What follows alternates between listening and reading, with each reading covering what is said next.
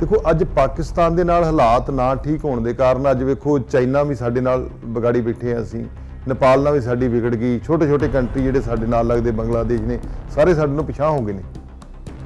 तुहानूं नहीं लगदा कि इहदे नाल इह साडे लई लाहेबंद है कि जी नहीं लाहेबंद, इहदे नुकसानदेह है साडे वास्ते। सो इस करके मैं दीपक जी इन्होंने चिट्ठी लिख के कहा कि जदां हुण तुसीं फार्मर्स दे नाल गल करन जा रहे जे ते इस गल नूं भी उहदा एक हिस्सा बनाओ। ਜਿਹੜਾ ਵਪਾਰ ਆ ਇਹ ਪਾਕਿਸਤਾਨ ਦੇ ਨਾਲ ਖੁੱਲ੍ਹਣਾ ਚਾਹੀਦਾ ਔਰ ਸੰਜੀਦਗੀ ਇਹਦੇ 'ਚ ਸਾਨੂੰ ਵੀ ਵਿਖਾਉਣੀ ਚਾਹੀਦੀ ਹੈ। ਜੇ ਕਰਤਾਰਪੁਰ ਸਾਹਿਬ ਵਾਲਾ ਨਾਂਗਾ ਖੁੱਲ੍ਹ ਗਿਆ ਆ, ਵੱਡੀ ਗੱਲ ਸੀ ਗੁਰੂ ਨਾਨਕ ਦੇਵ ਜੀ ਦਾ ਜਿਹੜਾ 550 ਸਾਲਾਂ ਤੇ ਖੁੱਲ੍ਹਿਆ, ਤੇ ਹੁਣ ਆਪਾਂ ਨੂੰ ਅੱਗੇ ਵਧਾਉਣਾ ਚਾਹੀਦਾ ਤੇ ਤਰੱਕੀ ਤਾਂ ਦੀ ਹੋ ਸਕਦੀ ਦੋਵਾਂ ਖਿੱਤਿਆਂ ਦੀ ਜੇ ਅਸੀਂ ਸ਼ਾਂਤੀ ਸਥਾਪਿਤ ਕਰੀਏ। ਜਦੋਂ ਅਸੀਂ ਇੱਕ ਏਡੀ ਵੱਡੀ ਕੰਟਰੀ ਹੋ ਕੇ ਜਿੱਥੇ ਅਸੀਂ ਕਹਿ ਦਿੰਦੇ ਚੰਦਰਮਾ ਤੱਕ ਚਲੇ ਗਏ, ਸਾਡੀ ਅਸੀਂ 5 ਟ੍ਰਿਲੀਅਨ ਦੀ ਇਕੋਨਮੀ ਖੜੀ ਕਰ ਦੇਣੀ ਆ, ਅਸੀਂ 3 ਟ੍ਰਿਲੀਅਨ ਦੀ ਹੋ ਗਈ ਆ, ਬਾਈ ਸਕੈਨਰ ਤੇ ਲਾ ਲਓ, ਸਕੈਨਰ ਤੇ ਚਲਾ ਲਓ। ਸਾਡੇ ਕੋਲੋਂ 10 ਸਾਲਾਂ ਦੇ ਵਿੱਚ ਕਦੀ ਇਹ ਕਿਤੇ ਫਸਿਆ ਹੁੰਦਾ, ਕਦੀ ਕੋਈ ਇਹਦੀ ਜੇ ਆਪਣਾ ਕੋਈ ਸਿਸਟਮ ਹੀ ਨਹੀਂ, ਆਪਣਾ ਸਿਸਟਮ ਕਿੰਨਾ ਗੁੰਝਲਦਾਰ ਹੈ ਤੁਸੀਂ ਇਹ ਦੇਖ ਲਓ। D4U न्यूज़ देख रहे तमाम दोस्तों को दीपक भंडारी का नमस्कार। पाकिस्तान और भारत के बीच व्यापार बंद है। आपको याद होगा कि पुलवामा में हुए आतंकी हमले में हमारे कई जवान शहीद हो गए थे और उन्हीं का बदला लेने के लिए भारत सरकार की ओर से पाकिस्तान के बालाकोट में एक सर्जिकल स्ट्राइक की गई थी। उसके बाद से ही भारत और पाकिस्तान का व्यापार लगभग बंद पड़ा है। इसका असर अमृतसर अटारी वाघा सीमा पर बहुत पड़ा है। यहाँ से अगर वर्ल्ड बैंक की रिपोर्ट पर अगर नज़र दौड़ाई जाए तो बहुत ज़्यादा व्यापार अगर दोनों देशों में समझौता होता है तो बहुत ज़्यादा व्यापार बढ़ सकता है। हाल ही में अमृतसर से जो लोकसभा सांसद हैं गुरजीत सिंह औजला, उन्होंने प्रधानमंत्री नरेंद्र मोदी को एक पत्र लिखा है कि किस तरह व्यापार को बढ़ाया जा सकता है। उन्होंने कुछ सुझाव दिए हैं। हमारे साथ हैं आज सांसद गुरजीत सिंह औजला। हम इनसे बात करेंगे कि इनको आखिरकार प्रधानमंत्री नरेंद्र मोदी को पत्र क्यों लिखना पड़ा और उसमें क्या क्या चीज़ें। सत श्री अकाल औजला साहब, तुहाडा D4U न्यूज़ चैनल स्वागत है सर। सत श्री अकाल जी। औजला ਸਾਹਿਬ, ਇੱਕ ਤੁਹਾਡੇ ਵੱਲੋਂ ਇੱਕ ਪ੍ਰਧਾਨ ਮੰਤਰੀ ਜੀ ਨੂੰ ਚਿੱਠੀ ਲਿਖੀ ਗਈ ਹੈ, ਉਹਦਾ ਥੋੜਾ ਵੇਰਵਾ ਦੱਸੋਗੇ ਵੀ ਕਿਉਂ ਲੋੜ ਪਈ, ਤੁਸੀਂ ਕਿਉਂ ਜ਼ਰੂਰਤ ਸਮਝੀ? ਚਿੱਠੀ ਲਿਖਣ ਦਾ ਕਾਰਨ ਦੀਪਕ ਜੀ ਇਹ ਸੀ ਕਿ ਜਿਹੜਾ ਪੁਲਵਾਮਾ ਅਟੈਕ ਤੋਂ ਬਾਅਦ 200% ਡਿਊਟੀ ਹੋ ਕੇ ਸਾਡਾ ਜਿਹੜਾ ਵਾਘਾ ਸਰਹੱਦ ਰਾਹੀਂ ਵਪਾਰ ਸੀ ਪਾਕਿਸਤਾਨ ਨਾਲ ਬਿਲਕੁਲ ਬੰਦ ਹੋ ਗਿਆ ਔਰ ਉਹਦੇ ਵਪਾਰ ਬੰਦ ਹੋਣ ਦੇ ਨਾਲ ਸਾਡਾ ਕਰੀਬ 5000 ਪਰਿਵਾਰ ਤੇ ਸਿੱਧੇ ਤੌਰ ਤੇ ਜੁੜਿਆ ਤੇ ਅਸਿੱਧੇ ਤੌਰ ਤੇ ਆਪਾਂ ਜੇ ਕੋਸ਼ਿਸ਼ ਕਰੀਏ ਤੇ ਕਰੀਬ 20000 ਪਰਿਵਾਰ ਜਿਹੜਾ ਇਹਦੇ ਨਾਲ ਜੁੜਦਾ ਹੈ ਔਰ ਉਹ ਸਾਰੇ ਬੇਰੁਜ਼ਗਾਰ ਹੋ ਗਏ। ਕਰੋਨਾ ਮਹਾਮਾਰੀ ਦੇ ਵਿੱਚ ਹੋਟਲ ਇੰਡਸਟਰੀ ਸਾਰੀ ਬੰਦ ਹੋ ਗਈ, ਜਿਹੜਾ ਸਾਡਾ ਟੂਰਿਸਟ ਦੇ ਉੱਤੇ ਵਪਾਰ ਸੀ ਉਹ ਵੀ ਸਾਰਾ ਬੰਦ ਹੋ ਗਿਆ। ਵਾਘੇ ਦੇ ਉੱਤੇ ਕਰੀਬ ਡੇਲੀ 50000 ਬੰਦੇ ਦੇ ਕਰੀਬ ਇਕੱਠ ਹੁੰਦਾ ਸੀ, ਉਹਦੇ ਨਾਲ ਕਿੰਨੇ ਘਰ ਚੱਲਦੇ ਸੀ, ਉਹ ਵੀ ਸਾਰਾ ਬੰਦ ਹੋ ਗਿਆ।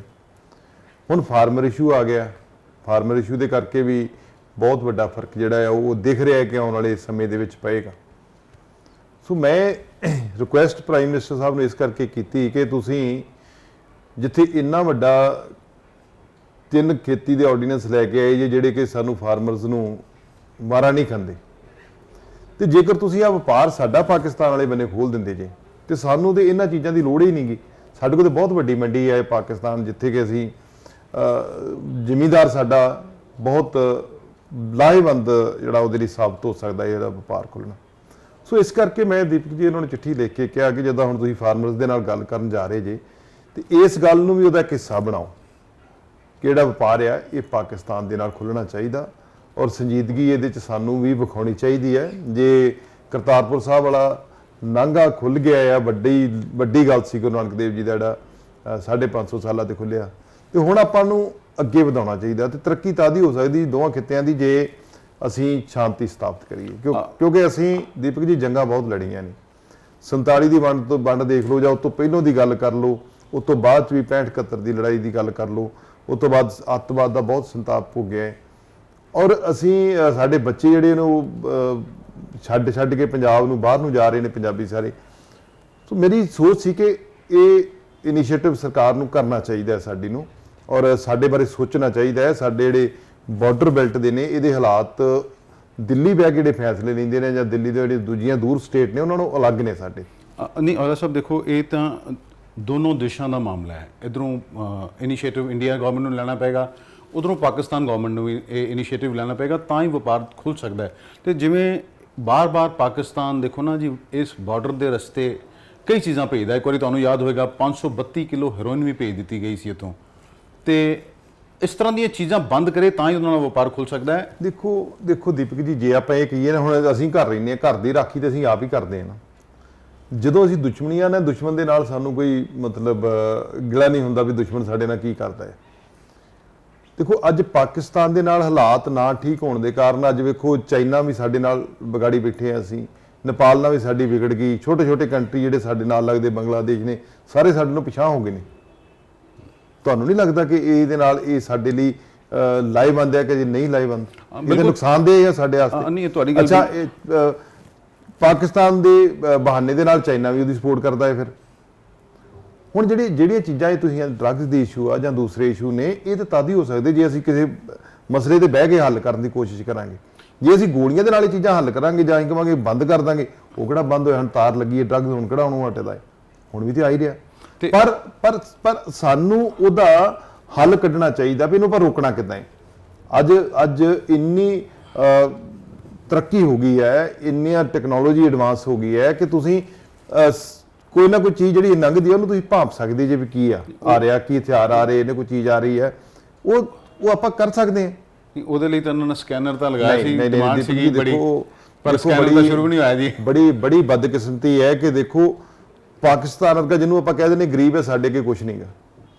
ਉਹਨਾਂ ਨੇ ਟਰੱਕ ਸਕੈਨਰ ਜਦੋਂ ਦੀ ਚੈੱਕ ਪੋਸਟ ਬਣੀ ਹੈ ਅਟਾਰੀ ਟ੍ਰੇਡ ਵਾਲੀ, ਉਦੋਂ ਤਾਂ ਹੀ ਲਾਇਆ ਰੱਖਿਆ ਆ। ਉਹਨਾਂ ਕੋਲ ਸ਼ਾਇਦ 2 ਟਰੱਕ ਉਦੋਂ ਹੀ ਉਹਨਾਂ ਲਾਤੇ ਸੀ।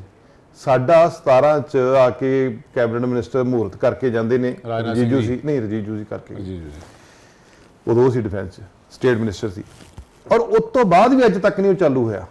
ਤੇ ਸਾਨੂੰ ਦੇਖੋ ਸਾਡੇ ਕੰਟਰੀ ਨੂੰ ਜਿੱਥੇ ਫਲॉ ਨੇ, ਜਿੱਥੇ ਕਮਜ਼ੋਰੀਆਂ ਨੇ, ਉਹਨੂੰ ਦੂਰ ਕਰਨ ਦੀ ਆਪਾਂ ਕੋਸ਼ਿਸ਼ ਨਹੀਂ ਕਰ ਰਹੇ ਕਿ ਉਹ ਕਿਉਂ ਹੈ ਵੀ ਇਹ 10 ਸਾਲ ਚ ਜੇ ਆਪਾਂ ਇੱਕ ਸਕੈਨਰ ਹੀ ਨਹੀਂ ਉੱਥੇ ਲਾ ਸਕਦੇ। ਔਲਾ ਸਾਹਿਬ ਤੁਸੀਂ ਕਿਵੇਂ ਆਸ ਕਰ ਸਕਦੇ ਜੇ ਕਿ ਇਹ ਸਾਰੇ ਅਸੀਂ ਫਿਰ ਸਾਰੇ ਰਿਸ਼ਤੇ ਤੋੜ ਕੇ ਤੇ ਅਸੀਂ ਕਹਾਂਗੇ ਪੈਸੇ ਅਸੀਂ ਆਪਣੇ ਆਪ ਮਤਲਬ ਤਰੱਕੀ ਕਰ ਲਾਂਗੇ? ਨਹੀਂ, ਅੱਜ 500 ਕਿੰਨੇ ਕਿਲੋ ਜਦੋਂ ਹੈਰੋਇਨ ਆਈ ਸੀ, ਮੈਨੂੰ ਪਾਰਲੀਮੈਂਟ 'ਚ ਇਹ ਗੱਲ ਕਰਨੀ ਪਈ। ਤੇ ਔਲਾ ਸਾਹਿਬ, ਤੁਸੀਂ ਜਿਵੇਂ ਹੁਣ PM ਸਾਹਿਬ ਨੂੰ ਚਿੱਠੀ ਲਿਖੀ ਹੈ, ਹਜੇ ਤੱਕ ਕੋਈ ਜਵਾਬ ਤਾਂ ਆਇਆ ਨਹੀਂ ਹੋਣਾ, ਕਿ ਤੁਸੀਂ ਇਹ ਮੁੱਦਾ ਪਾਰਲੀਮੈਂਟ 'ਚ ਵੀ ਚੁੱਕੋਗੇ ਵੀ ਸਾਨੂੰ ਦੇਸ਼ ਦੀ ਬਿਹਤਰੀ ਵਾਸਤੇ, ਖਾਸ ਕਰ ਪੰਜਾਬ ਦੀ ਬਿਹਤਰੀ ਵੱਲ ਵੀ ਖਿਆਲ ਰੱਖਣਾ ਚਾਹੀਦਾ, ਤੇ ਜੇ ਬਾਰਡਰ ਖੁੱਲ੍ਹਦਾ ਤੇ ਪੰਜਾਬ ਦਾ ਤੇ ਮਤਲਬ ਕਹਿ ਲਓ ਕਿ ਉਹਦਾ ਪਾਸਾ ਹੀ ਪਲਟ ਜਾਏਗਾ ਇਕਨੋਮਿਕਲੀ ਤੇ ਉਹਦਾ। ਬਿਲਕੁਲ, ਦੇਖੋ ਉਧਰ ਜਿੰਨਾ ਵੀ ਉਧਰੋਂ ਸਮਾਨ ਆਉਂਦਾ ਹੈ, ਤਕਰੀਬਨ ਤੁਸੀਂ ਕਹ ਲਓ ਕਿ 4400 ਕੁਝ ਸਮਥਿੰਗ 17 ਟਰੱਕ ਬਣਦੇ ਨੇ ਜਿਹੜੇ ਪਰ ਮੰਥ ਦੇ, ਜੇ ਐਵਰੇਜ ਕੱਢੀਏ ਤੇ ਜਿਹੜੇ 17-18 ਦੀ ਐਵਰੇਜ ਦੇ ਹਿਸਾਬ ਦੇ ਨਾਲ, ਜਾਂ 18-19 ਦੀ ਜਦੋਂ ਵਪਾਰ ਬੰਦ ਹੁੰਦਾ ਹੈ। ਅੱਜ ਉਹ ਕਰੀਬ, ਹੁਣ ਅਫਗਾਨਿਸਤਾਨ ਵਾਲੇ ਟਰੱਕ ਆਉਂਦੇ ਨੇ, ਉਹ ਕਰੀਬ 400 ਟਰੱਕ ਕਹਿ ਸਕਦੇ ਜੇ ਤੁਸੀਂ ਮਹੀਨੇ ਦਾ ਜਿਹੜਾ ਪਾਰ ਹੋ ਰਿਹਾ, 400-500 ਟਰੱਕ। ਉਹ ਹੁਣ ਕਿੱਥੇ 4417 ਟਰੱਕ ਆਉਂਦੇ ਸੀ। ਉਹਦੇ ਨਾਲ ਸੀਮੈਂਟ ਵੀ ਸਸਤਾ, ਹੋਰ ਵੀ ਕਈ ਚੀਜ਼ਾਂ ਜਿਹੜੀਆਂ ਪਾਕਿਸਤਾਨ ਤੋਂ ਆਉਂਦੀਆਂ ਸੀ ਸਾਨੂੰ। ਹੁਣ ਇਹ ਸਾਰੀਆਂ ਚੀਜ਼ਾਂ ਵਾਇਆ ਜਿਹੜਾ ਆ, ਚਲੋ ਸੀਮੈਂਟ ਤਾਂ ਨਹੀਂ ਆ ਰਿਹਾ, ਬਾਕੀ ਨੇ ਜ਼ਰੂਰੀ ਵਾਲੀ ਚੀਜ਼ਾਂ ਨੇ ਉਹ ਵਾਇਆ ਦੁਬਈ ਆਈ ਜਾਂਦੀ ਦੂਜੇ ਕੰਟਰੀ ਤੋਂ, ਉਹ ਕਿਹੜਾ ਸਾਡਾ ਰੁਕ ਗਿਆ ਹੈ ਵਾਇਆ ਦੂਸਰਾ, ਅਸੀਂ ਉਹ ਮਹਿੰਗੀ ਚੀਜ਼ ਲੈ ਰਹੇ ਹਾਂ। ਨਹੀਂ, ਮੇਰਾ ਉਹੀ ਸਵਾਲ ਅੱਛਾ, ਉਹ ਚੀਜ਼ਾਂ ਜਿਹੜੀਆਂ ਜਿਵੇਂ ਇੱਕ ਜਿਹੜਾ ਵਰਲਡ ਬੈਂਕ ਦਾ ਸਰਵੇ ਆਂਦਾ ਹੈ ਕਿ ਤੁਸੀਂ ਤਕਰੀਬਨ 37 ਬਿਲੀਅਨ ਦਾ ਵਪਾਰ ਅਸੀਂ ਕਰ ਸਕਦੇ, ਸਾਡੀ ਇੰਨੀ ਕੈਪੈਸਿਟੀ ਹੈਗੀ ਦੋਹੀਂ ਬੰਨੀ, ਲੋੜ ਹੈ ਜਿਹੜੀ ਅਸੀਂ ਬਾਹਰੋਂ ਜਾ ਕੇ ਪੂਰੀ ਕਰਦੇ, ਕੁਝ ਸਾਨੂੰ ਲੋੜ ਹੈ, ਕੁਝ ਉਹਨਾਂ ਨੂੰ ਲੋੜ ਹੈ। ਜੇ ਤੁਸੀਂ 47 ਤੋਂ ਬਾਅਦ ਵੀ ਅੰਦਾਜ਼ਾ ਕਰੋ ਤਾਂ ਤਕਰੀਬਨ, ਕਿਉਂਕਿ ਸਾਡਾ ਇੱਕ ਰਿਸ਼ਤਾ ਸੀ ਆਪਸ ਦੇ ਵਿੱਚ, ਸਾਡੀ ਸੱਭਿਆਚਾਰਕ ਸਾਂਝ ਆ, ਸਾਡੀ ਬੋਲੀ ਦੀ ਸਾਂਝ ਆ, ਉਹ ਹਿੰਦੁਸਤਾਨ ਚੋਂ ਗਏ ਆ, ਸਾਡੇ ਪਾਕਿਸਤਾਨ ਚੋਂ ਆਏ ਨੇ, ਜਿਹੜੇ ਹਿੰਦੂ ਸਿੱਖ ਨੇ ਜਾਂ ਮੁਸਲਮਾਨ ਉਧਰ ਨੂੰ ਗਏ ਨੇ।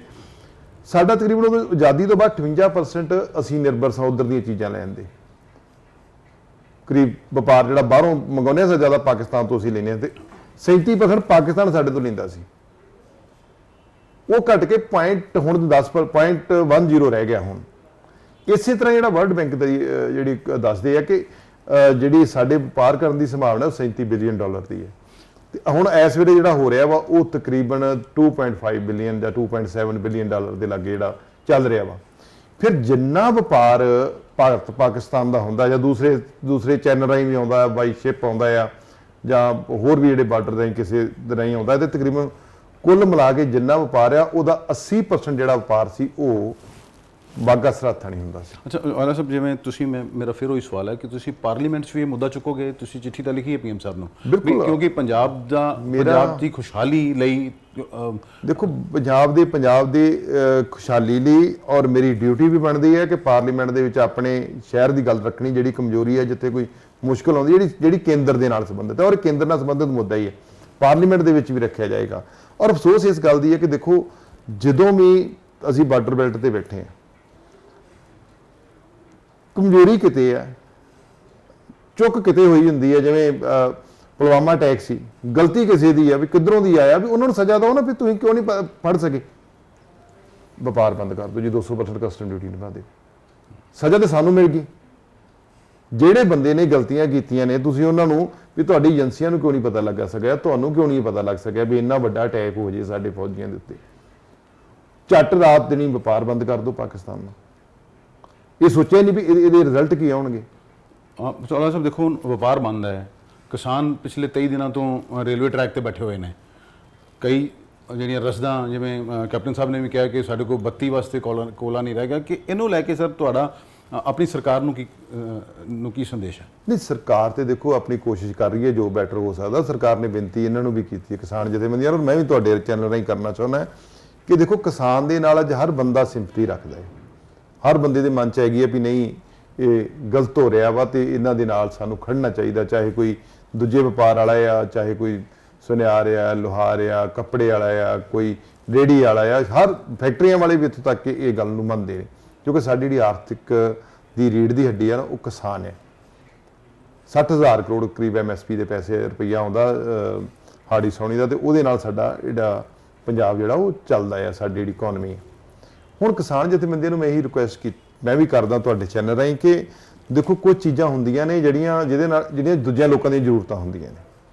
ਅੱਜ ਜੇ ਕੋਲਾ ਨਾ ਆਉਣ ਕਰਕੇ ਥਰਮਲ ਬੰਦ ਹੋ ਜਾਂਦੇ ਆ ਤੇ ਕਿਹਨੂੰ ਨੁਕਸਾਨ ਹੋਣਾ, ਜਿਹੜੀ ਆਮ ਪਬਲਿਕ ਹੈ, ਔਰ ਕਿਸਾਨ ਵੀ ਪਿੱਛੇ ਹੀ ਆਉਂਦੇ, ਔਰ ਉਹਦੇ ਨਾਲ ਫਿਰ ਲੋਕ ਕਈ ਵਾਰੀ ਸਾਥ ਘਟ ਜਾਂਦਾ ਲੋਕਾਂ ਦਾ ਦੇਣਾ।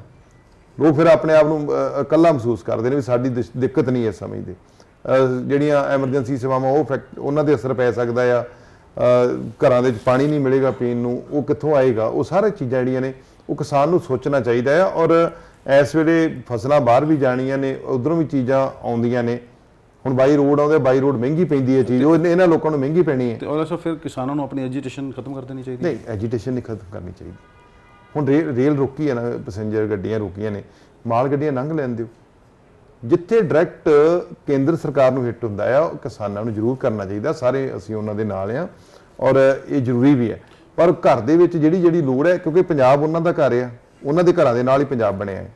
ਸੋ ਜਿਹੜੀ ਚੀਜ਼ ਦੀ ਲੋੜ ਮਹਿਸੂਸ ਸਮਝਦੇ ਨੇ, ਉਹ ਸਾਡੇ ਤੋਂ ਜ਼ਿਆਦਾ ਸਿਆਣੇ ਨੇ, ਉਹ ਜ਼ਿਆਦਾ ਮਤਲਬ ਬਹੁਤ ਉਹਨਾਂ ਦੇ ਵਿੱਚ ਵਿਦਵਾਨ ਲੋਕ ਵੀ ਨੇ ਤੇ ਇਹਨਾਂ ਦਾ ਸਾਥ ਦੇ ਰਹੇ। ਔਜਲਾ ਸਾਹਿਬ, ਇੱਕ BJP ਦਾ ਇਹ ਕਹਿਣਾ ਕਿ ਕਾਂਗਰਸ ਜਿਹੜੀ ਹੈ ਉਹ ਕਿਸਾਨਾਂ ਨੂੰ ਗੁੰਮਰਾਹ ਕਰ ਰਹੀ ਹੈ, ਤੇ ਕਿਉਂਕਿ ਹੋਰ ਕਿਸੇ ਸਟੇਟ 'ਚ ਰੌਲਾ ਨਹੀਂ ਪੈ ਰਿਹਾ, ਸਿਰਫ ਪੰਜਾਬ 'ਚ ਜ਼ਿਆਦਾ ਰੌਲਾ ਪੈ ਰਿਹਾ, ਕਿਸਾਨਾਂ ਨੂੰ ਗਲਤ ਪਾਠ ਪੜਾਇਆ ਜਾ ਰਿਹਾ ਹੈ। ਦੇਖੋ, ਜੇ ਤੇ ਅਸੀਂ ਜਾ ਕੇ ਉਹਨਾਂ ਦੇ ਧਰਨਿਆਂ ਦੇ ਬੋਲਣ ਨੇ, ਫਿਰ ਤੇ ਇਹ ਕਹਿ ਸਕਦੇ ਆ, ਜਾਂ ਅਸੀਂ ਉਹਨਾਂ ਨੂੰ ਕੋਈ ਇਹੋ ਜਿਹੀ ਕਹਿ ਰਹੇ ਵੀ ਤੁਸੀਂ ਕਰੋ, ਉਹ ਤੇ ਨਾਲ ਜਿੱਥੇ ਇਹਨਾਂ ਨੂੰ ਕਹਿੰਦੇ ਆ, ਉੱਥੇ ਨਾਲ ਸਾਨੂੰ ਵੀ ਕਹਿੰਦੇ ਆ। ਜਿੱਥੇ ਸਾਨੂੰ ਜਿਵੇਂ ਉਹਨਾਂ ਨੇ ਵਿਧਾਨ ਸਭਾ ਸੈਸ਼ਨ ਬਣਾਉਣ ਦੀ ਗੱਲ ਕੀਤੀ, CM ਸਾਹਿਬ ਨਾਲ ਜਦੋਂ ਗੱਲ ਹੋਈ ਹੈ, ਉਹਨਾਂ ਸਾਨੂੰ ਵੀ ਕਿਹਾ ਵੀ ਤੁਸੀਂ ਬੁਲਾਓ, ਨਹੀਂ ਬੁਲਾਓਗੇ ਤਾਂ ਤੁਹਾਨੂੰ ਵੀ ਨਹੀਂ ਅਸੀਂ ਆਉਣ ਦਿਆਂਗੇ। ਇਹ ਤੇ ਦੇਖੋ BJP ਨੂੰ ਹੁਣ ਬਜਾਏ ਇਹਦੇ ਕਿ ਕਿਸਾਨਾਂ ਦੇ ਹੱਲ ਦੀ ਸੋਚੇ, ਇਲਜ਼ਾਮਬਾਜ਼ੀ ਨਹੀਂ ਕਰਨੀ ਚਾਹੀਦੀ। ਹੁਣ ਤੇ ਉਹ ਬਲੇਮ ਗੇਮ ਤੇ ਹੋ ਗਏ ਨੇ। ਬਲੇਮ ਗੇਮ ਨਾਲ ਕੀ ਹੋ ਜਾਊਗਾ? ਮਸਲਾ ਥੋੜਾ ਨਾ ਹੱਲ ਹੋ ਰਿਹਾ, ਉਹਦੇ ਵਿਚਾਰੇ ਸੜਕਾਂ ਤੇ ਨੇ। ਜਿਹਦਾ ਤੁਸੀਂ ਘਰ ਖੋਗੇ, ਜਿਹਦੇ ਤੁਸੀਂ ਕਾਰੋਬਾਰ ਦੇ ਉੱਤੇ ਸੱਟ ਮਾਰੋਗੇ, ਉਹਨੂੰ ਚਿੰਤਾ ਜ਼ਿਆਦਾ ਹੋਊਗੀ ਕਿ ਲਾਗੇ ਅਸੀਂ ਲੋਕ ਚਿੰਤਾ ਉਹਦੀ ਕਰਵਾ ਸਕਦੇ ਹਾਂ। ਅਸੀਂ ਲੋਕਾਂ ਨੇ ਦੇਖੋ, ਮੈਂ BJP ਵਾਲੇ ਜਾਂ ਅਸੀਂ ਆ ਜਾਂ ਅਕਾਲੀ ਦਲ ਜਾਂ ਜਿਹੜੀਆਂ ਰਾਜਨੀਤਿਕ ਪਾਰਟੀਆਂ, ਇਹਨਾਂ ਨੂੰ ਇੱਕ ਗੱਲ ਦਾ ਪਤਾ ਕਿ ਜਦੋਂ ਕੋਈ ਰੈਲੀ ਕਰਨੀ ਹੁੰਦੀ ਆ, ਕੋਈ ਐਜੀਟੇਸ਼ਨ ਕਰਨਾ ਹੁੰਦਾ, ਤੇ ਕਿੰਨੇ ਲੈਵਲ ਤੇ ਸਾਨੂੰ ਮਿਹਨਤ ਮਸ਼ੱਕਤ ਕਰਕੇ ਬੰਦੇ ਇਕੱਠੇ ਕਰਨੇ ਪੈਂਦੇ। ਕਿਸਾਨ ਸੰਘਰਸ਼ ਕਿਹੋ ਜਿਹਾ ਕਿ ਲੋਕ ਆਪ ਮੁਹਾਰੇ ਲੰਗਰ ਪਕਾ ਕੇ ਟਰਾਲੀਆਂ ਦੇ ਵਿੱਚ ਆਪ ਬੈਠੇ ਨੇ। ਕੀ ਸਮਝਦੇ ਆ ਕਿ ਅਸੀਂ ਕਵਾਂਗੇ ਇਦਾਂ ਮਤਲਬ ਹੋ ਸਕਦਾ ਆ? ਇਹ ਆਪਣੇ ਅੰਦਰ ਝਾਤੀ ਮਾਰ ਕੇ ਦੇਖਣ ਵੀ ਅਸੀਂ ਜਦੋਂ ਪਾਰਟੀਆਂ ਦੇ ਰਾਜਨੀਤਿਕ ਕਾਨਫਰੰਸ ਕਰਨੀ ਹੈ ਕਿ ਕਿੰਨੀ ਮਿਹਨਤ ਮਸ਼ੱਕਤ ਕਰਨੀ ਪੈਂਦੀ ਹੈ। ਤੇ ਇੱਕ ਬੰਦਾ ਜਿਹੜਾ ਆਪ ਘਰੋਂ ਬਾਹਰ ਆਪਣਾ ਘਰ ਮਾਲ ਡੰਗਰ ਛੱਡ ਕੇ, ਫਸਲਾਂ ਛੱਡ ਕੇ, ਜਦ ਕਿ ਭਾਵੇਂ ਝੋਨੇ ਦੀ ਫਸਲ ਚੱਲ ਰਹੀ, ਸੀਜ਼ਨ ਚੱਲ ਰਿਹਾ ਵਾ, ਫਿਰ ਵੀ ਕਿਸਾਨ ਜਿਹੜਾ ਆ ਉਹਨੂੰ ਫਸਲ ਨੂੰ ਛੱਡ ਕੇ ਆਪ ਉੱਥੇ ਬੈਠਾ ਹੈ। ਇਹਨਾਂ ਨੂੰ ਦਰਦ ਨਹੀਂ ਸਮਝ ਆਉਂਦਾ ਕਿ ਉਹਦਾ ਦਰਦ ਉਹਨੂੰ ਕਿੰਨਾ ਦਰਦ ਹੋਊਗਾ। ਅੱਛਾ, ਇੱਕ ਔਜਲਾ ਸਾਹਿਬ ਲਾਸਟ ਮੇਰਾ ਸਵਾਲ ਹੈ ਜੀ, ਸਾਰੀ ਦੁਨੀਆ ਨੂੰ ਪਤਾ ਹੁੰਦਾ ਵੀ ਗਲਤ ਕੰਮ ਕਿੱਥੇ ਹੋ ਰਿਹਾ, ਹਾਂਜੀ, ਸਿਰਫ ਇੱਕ ਪੁਲਿਸ ਨੂੰ ਤੇ ਲੀਡਰਾਂ ਨੂੰ ਨਹੀਂ ਪਤਾ ਹੁੰਦਾ ਵੀ ਕਿੱਥੇ ਗਲਤ ਕੰਮ ਹੋ ਰਿਹਾ। ਕਿਤੇ ਕੋਈ ਗਲਤ ਕੰਮ ਹੁੰਦਾ, ਕਿਤੇ ਨਸ਼ਾ ਵਿਕਦਾ ਹੈ ਉੱਥੇ ਪਤਾ ਹੁੰਦਾ ਹੈ, ਕਿਤੇ ਕੋਈ ਦੜਾ ਸੱਟਾ ਚੱਲ ਰਿਹਾ ਸਭ ਲੋਕਾਂ ਨੂੰ ਪਤਾ ਹੁੰਦਾ ਦੜਾ ਸੱਟਾ ਹੋ ਰਿਹਾ ਹੈ, ਹੋਰ ਕਿਤੇ ਗਲਤ ਕੰਮ ਹੋ ਰਿਹਾ, ਕੋਈ ਮਾਫੀਆ ਕਿਤੇ ਕੀ ਕਰ ਰਿਹਾ ਸਭ ਪਤਾ ਹੁੰਦਾ ਲੋਕਾਂ ਨੂੰ, ਇੱਕ ਸਾਡੇ ਪ੍ਰਸ਼ਾਸਨ ਨੂੰ ਹੀ ਪਤਾ ਨਹੀਂ ਹੁੰਦਾ। ਹਾਂ ਦੇਖੋ, ਮੈਨੂੰ ਆਪਣੇ ਆਪ ਦਾ ਤੇ ਪਤਾ ਹੈ, ਮੈਨੂੰ ਤਾਂ ਪਤਾ ਹੁੰਦਾ ਔਰ ਮੈਂ ਪ੍ਰਸ਼ਾਸਨ ਨਾਲ ਗੱਲ ਵੀ ਕਰਦਾ। ਤੁਸੀਂ ਬੇਸ਼ੱਕ ਦੀ ਕਮਿਸ਼ਨਰ ਸਾਹਿਬ ਨੂੰ ਕਿਸੇ ਨੂੰ ਮੇਰੇ ਸਾਹਮਣੇ ਬਿਠਾ ਕੇ ਗੱਲ ਕਰ ਲਿਓ, ਤੁਸੀਂ ਮੈਨੂੰ ਦੱਸਿਓ ਤੇ ਮੈਂ ਉਹਨਾਂ ਨੂੰ ਕਹੂੰਗਾ ਕਿ ਮੈਂ ਭਾਈ ਤੁਹਾਨੂੰ ਦੱਸਿਆ ਕਿ ਇੱਥੇ ਗਲਤ ਕੰਮ ਹੁੰਦਾ, ਸ਼ਰਾਬ ਵਿਕਦੀ ਹੈ, ਚਿੱਟਾ ਵਿਕਦਾ ਹੈ, ਦੜਾ ਸੱਟਾ ਹੁੰਦਾ ਹੈ, ਮੈਂ ਕਹਿੰਦਾ। ਨਹੀਂ ਤੁਸੀਂ ਤਾਂ ਕਹਿੰਦੇ ਹੋ, ਮੇਰਾ ਸਵਾਲ ਹੈ ਕਿ ਬਾਕੀ ਇਹ ਕੀ ਇਹਨਾਂ ਦੀ ਜ਼ਿੰਮੇਵਾਰੀ ਨਹੀਂ ਬਣਦੀ, ਕਿਉਂਕਿ ਇਹ ਤਨਖਾਹਾਂ ਸਰਕਾਰ ਨੇ ਇਹਨਾਂ ਨੂੰ ਸੈਲਰੀ ਦਿੰਦੀ ਹੈ, ਜਨਤਾ ਬਰਬਾਦ ਹੋ ਰਹੀ ਹੈ। ਦੀਪਕ ਜੀ, ਜੇ ਇਹ ਜ਼ਿੰਮੇਵਾਰੀਆਂ ਸਹੀ ਨਿਭਾਈਆਂ ਹੁੰਦੀਆਂ ਤਾਂ ਅੱਜ ਪੰਜਾਬ ਇਦਾਂ ਨਾ ਹੁੰਦਾ, ਮਤਲਬ ਛੱਡ ਕੇ ਨਾ ਲੋਕ ਜਾਂਦੇ। ਮੈਂ ਇਹ ਤੋਂ ਭੱਜਦਾ ਨਹੀਂਗਾ, ਇਹ ਦੇਖੋ ਕਮਜ਼ੋਰੀ ਜਿਹੜੀ ਹੈਗੀ ਆ ਇਹ ਹੈਗੀ ਆ। ਤੇ ਔਜਲਾ ਸਾਹਿਬ ਧੰਨਵਾਦ ਤੁਹਾਡਾ ਸਾਡੇ ਨਾਲ ਗੱਲ ਕਰਨੀ। ਤੁਸੀਂ ਹੋਰ ਕੁਝ ਮੈਸੇਜ ਦੇਣਾ ਚਾਹੋ ਸਾਡੇ ਚੈਨਲ ਦੇ ਮਨ? ਨਹੀਂ, ਚੈਨਲ ਰਾਹੀਂ ਤੇ ਮੈਂ ਇਹੀ ਮੈਸੇਜ ਦੇਣਾ ਚਾਹੂੰਗਾ ਕਿ ਖਾਸ ਕਰ ਜਿਹੜਾ ਕਿਸਾਨਾਂ ਵਾਲਾ ਮੁੱਦਾ ਆ, ਇਹ ਸਾਰੇ ਲੋਕ ਇਹ ਗੱਲ ਨੂੰ ਸਮਝਣ ਕਿ ਕਿਸਾਨ ਬਹੁਤ ਪਰੇਸ਼ਾਨ ਆ, ਆਉਣ ਵਾਲੇ ਸਮੇਂ 'ਚ ਪਰੇਸ਼ਾਨੀ ਹੋਰ ਵਧਣੀ ਆ। ਉਸ ਪਰੇਸ਼ਾਨੀ ਦੇ ਨਾਲ ਸਾਡੀ ਸਹਾਇਕ ਧੰਦੇ ਜਿੰਨੇ ਆ ਸਾਡੇ ਇਹਦੇ ਨਾਲ ਗੇੜਾ ਗੇੜਦਾ ਹੈ ਸਾਰੇ ਪੰਜਾਬ ਦਾ। ਸਾਰੇ ਲੋਕ ਜਿੰਨਾ ਵੀ ਯੋਗਦਾਨ ਪਾ ਸਕਦੇ ਜੇ ਇਸ ਸੰਘਰਸ਼ ਦੇ ਵਿੱਚ, ਉਹਨਾਂ ਦਾ ਸਾਥ ਦੇਣਾ ਚਾਹੀਦਾ ਆਪਾਂ ਨੂੰ। ਐਜ਼ ਏ ਚਾਹੇ ਕਿ ਮੇਰਾ ਬਿਜ਼ਨਸ ਨਾ ਵੀ ਹੋਵੇ, ਮੈਂ ਉਹਨਾਂ ਨੂੰ ਜਾਣਦਾ ਨਾ ਵੀ ਹੋਵਾਂ, ਪਰ ਤੁਹਾਡੀ ਸਿੰਬੋਲਿਕ ਜਿਹੜੀ ਸਪੋਰਟ ਆ ਉਹ ਕਿਸਾਨ ਦੇ ਨਾਲ ਖੜਨੀ ਚਾਹੀਦੀ ਹੈ। ਜਿੰਨਾ ਚਿਰ ਤੱਕ ਉਹ ਜਿਹੜੇ ਬਿੱਲ ਆ ਵਾਪਸ ਨਹੀਂ ਹੋ ਜਾਂਦੇ ਜਾਂ ਅਮੈਂਡਮੈਂਟ ਨਹੀਂ ਹੋ ਜਾਂਦੀਆਂ ਜਾਂ ਕੋਈ ਸਰਕਾਰ ਉਹਦਾ ਕੋਈ ਰਾਹ ਨਹੀਂ ਕੱਢਦੀ, ਜਿੰਨਾ ਚਿਰ ਕੇਂਦਰ ਸਰਕਾਰ, ਕਿਉਂਕਿ ਜਿਸ ਡਿਕਟੇਟਰ ਤਰੀਕੇ ਦੇ ਨਾਲ ਉਹਨਾਂ ਦਾ ਨਾ ਪੱਖੀ ਰਵੱਈਆ ਕਿਸਾਨਾਂ ਦੇ ਨਾਲ ਲੱਗਾ ਮੀਟਿੰਗ 14 ਦੀ ਤੇ ਮੈਨੂੰ ਉਹ ਬੜਾ ਅਫਸੋਸਜਨਕ ਲੱਗਾ ਕਿ ਉਦੋਂ ਮੀਟਿੰਗ ਦੀ ਤੁਸੀਂ ਦਿੱਲੀ ਬੁਲਾ ਕੇ ਤੇ ਤੁਸੀਂ ਇੱਕ ਸੈਕਟਰੀ ਨੂੰ ਭੇਜ ਦਿਓ ਕਿ ਤੁਸੀਂ ਇਹਦੇ ਨਾਲ ਗੱਲ ਕਰ ਲਓ, ਤੇ ਤੁਸੀਂ ਉਹਨਾਂ ਨੂੰ ਸੁਣਦੇ ਰਹੇ ਜੇ ਕਿਸਾਨ ਨੂੰ ਡੇ 1 ਤੋਂ ਵੀ ਉਹ ਕੀ ਕਹਿ ਰਿਹਾ। ਪੜ੍ਹੇ ਲਿਖੇ ਨੇ, ਵਿਦਵਾਨ ਨੇ ਉਹਨਾਂ ਦੇ ਵਿੱਚ ਬਹੁਤ। ਇਹ ਮਤ ਸੋਚਿਓ ਕਿ ਉਹ ਤੁਹਾਨੂੰ ਵੇਖਣ ਤੋਂ ਲੱਗਦੇ ਕਿ ਸ਼ਾਇਦ ਘੱਟ ਪੜ੍ਹੇ ਲਿਖੇ ਨੇ ਜਾਂ ਉਹਨਾਂ ਨੂੰ ਸਮਝ ਨਹੀਂ ਗਈ, ਉਹਨਾਂ ਨੂੰ ਬਹੁਤ ਸਮਝ ਹੈ। ਸੋ ਜੇ ਲੋਕਾਂ ਦੇ ਨਾਲ ਸਰਕਾਰ ਵੱਲੋਂ ਜਿਹੜਾ ਰਵੱਈਆ ਕੀਤਾ ਗਿਆ ਉਹ ਨਿੰਦਣਯੋਗ ਰਵੱਈਆ ਆ। ਸੋ ਮੈਨੂੰ ਆਸ ਹੈ ਕਿ ਸਾਰੇ ਲੋਕ ਆਪਾਂ ਰਲ ਕੇ ਸਾਥ ਦੇਵਾਂਗੇ। ਜੇ ਕਿਸਾਨ ਮੁਸ਼ਕਲ ਤੋਂ ਬਾਹਰ ਆ ਜਾਊਗਾ ਤੇ ਫਿਰ ਸਾਰੇ ਅਸੀਂ ਇਸ ਮੁਸ਼ਕਲ ਤੋਂ ਮੇਰਾ ਔਜਲਾ ਸਾਹਿਬ ਇੱਕ ਹੋਰ ਸਵਾਲ ਹੈ ਜੀ, ਸਕੈਨਰ ਦੀ ਗੱਲ ਤੁਸੀਂ ਪਹਿਲੇ ਵੀ ਛੇੜੀ ਹੈ, ਇਹਨੂੰ ਲੈ ਕੇ ਸੈਂਟਰ, ਤੁਹਾਨੂੰ ਲੱਗਦਾ ਕਿ ਸੈਂਟਰ ਗੰਭੀਰ ਨਹੀਂ ਹੈ ਇਹਨੂੰ ਲੈ ਕੇ? ਤੇ ਕੀ ਤੁਸੀਂ ਪਾਰਲੀਮੈਂਟ 'ਚ ਮੁੱਦਾ ਚੁੱਕੋਗੇ? ਮੈਂ ਤੇ ਉਦੋਂ ਵੀ ਕਿਹਾ ਸੀ, ਪਾਰਲੀਮੈਂਟ ਕਮੇਟੀ ਆਈ ਸੀ 17 'ਚ ਜਦੋਂ ਮੈਂ ਐਕਸਟਰਨਲ ਅਫੇਅਰ ਕਮੇਟੀ ਦਾ ਮੈਂਬਰ, ਸ਼ਸ਼ੀ ਥਰੂਰ ਹੁਣੀ ਵੀ ਆਏ ਸੀ ਜਦੋਂ ਅਸੀਂ ਕਰਤਾਰਪੁਰ ਸਾਹਿਬ ਲੰਘੇ ਤੇ ਵੀ ਉਦੋਂ ਮੌਕੇ ਤੇ ਗਏ, ਸ਼ਾਇਦ ਤੁਹਾਨੂੰ ਖਿਆਲ ਹੋਵੇ। ਮੈਂ ਉੱਥੇ ਵੀ ਕਿਹਾ ਸੀ ਕਿ ਇਹਦੀ ਇਨਕੁਆਇਰੀ ਕਿਉਂ ਨਹੀਂ ਹੁੰਦੀ ਵੀ 10 ਸਾਲ ਇੱਕ ਸਕੈਨਰ ਖਰੀਦ ਕੇ ਇੰਸਟਾਲ ਕਰਦੇ ਸਾਡੇ ਲੱਗੇ, ਤੇ ਫਿਰ ਅਸੀਂ ਕਹਿ ਰਹੇ ਪਾਕਿਸਤਾਨ ਸਾਡੇ ਨਾਲ ਮਾੜੀ ਕਰਨ ਡਿਆ। ਪਾਕਿਸਤਾਨ ਨੇ ਤੁਹਾਡੇ ਨਾਲ ਕਰਨੀ ਆ, ਜੇ ਉਹਦੇ ਰਾਹ ਖੁੱਲੇ ਰੱਖਣੇ, ਦਰਵਾਜ਼ੇ ਖੁੱਲੇ ਰੱਖਣੇ ਆ, ਫਿਰ ਚੋਰ ਨੇ ਤਾਂ ਆ ਕੇ ਸਮਾਨ ਚੱਕ ਹੀ ਲੈਣਾ ਹੈ ਜਾਂ ਤਾਂ ਕੋਈ ਨਾ ਕੋਈ ਗਲਤ ਕੰਮ ਕਰ ਹੀ ਜਾਣਾ ਤੁਹਾਡੇ ਘਰ ਅੰਦਰ। ਜਦੋਂ ਅਸੀਂ ਇੱਕ ਏਡੀ ਵੱਡੀ ਕੰਟਰੀ ਹੋ ਕੇ ਜਿੱਥੇ ਅਸੀਂ ਕਹਿ ਦਿੰਦੇ ਚੰਦਰਮਾ ਤੱਕ ਚਲੇ ਗਏ, ਸਾਡੀ ਅਸੀਂ 5 ਟ੍ਰਿਲੀਅਨ ਦੀ ਇਕਨੋਮੀ ਖੜੀ ਕਰ ਦੇਣੀ ਆ, ਅਸੀਂ 3 ਟ੍ਰਿਲੀਅਨ ਦੀ ਹੋ ਗਈ ਆ, ਬਾਈ ਸਕੈਨਰ ਤੇ ਲਾ ਲਓ, ਸਕੈਨਰ ਤੇ ਚਲਾ ਲਓ। ਸਾਡੇ ਕੋਲੋਂ 10 ਸਾਲਾਂ ਦੇ ਵਿੱਚ ਕਦੀ ਇਹ ਕਿਤੇ ਫਸਿਆ ਹੁੰਦਾ, ਕਦੀ ਕੋਈ ਇਹਦੀ ਵੀ ਜੇ ਆਪਣਾ ਕੋਈ ਸਿਸਟਮ ਹੀ ਨਹੀਂ, ਆਪਣਾ ਸਿਸਟਮ ਕਿੰਨਾ ਗੁੰਝਲਦਾਰ ਹੈ, ਤੁਸੀਂ ਇਹ ਦੇਖ ਲਓ।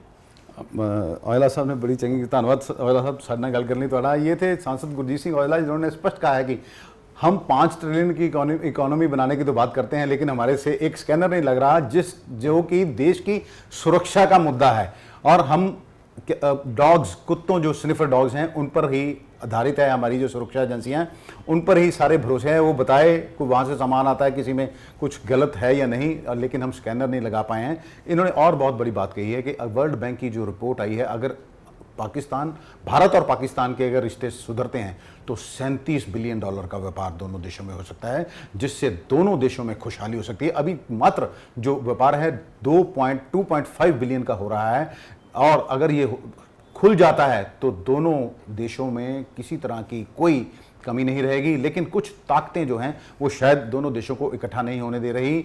पुलवामा ठीक है, हम लोगों को खुद को मजबूत होना होगा, लेकिन इनका भी यही कहना है कि व्यापार बंद नहीं होना चाहिए, उसका हमें भी नुकसान हो रहा है। 200% ड्यूटी कर दी गई है, क्या आपको नहीं लगता कि हमारे यहाँ पर जो जनता है उसको भी नुकसान हो रहा है?